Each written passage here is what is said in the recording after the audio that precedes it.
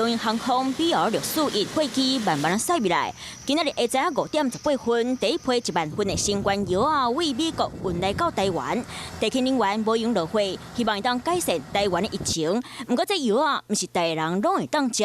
其实不太适合在怀孕妇女或者是小孩子的身上来做使用，没有办法预期的一个所谓的副作用，或是没有办法预测它的安全性。病人其实可以在加强版的集中检疫所，或是在居家隔离期间，可以自行服用药物来治疗的话，减少他们罹患重症的几率。指挥中心专家张尚顺讲，这款抗病毒药啊，莫纳皮拉韦，刚好60岁以上、体重过重、糖尿病、慢性腰子病含严重心脏病这类有重症风险的对象，较适合吃。而且有伫咧食这款药的病人，拢要食满5天。未来若是要含病毒共存，一定要降低重症含死亡率。啊，食新冠药啊，敢有效？预防重症跟死亡的那个效果呢，大概是90%。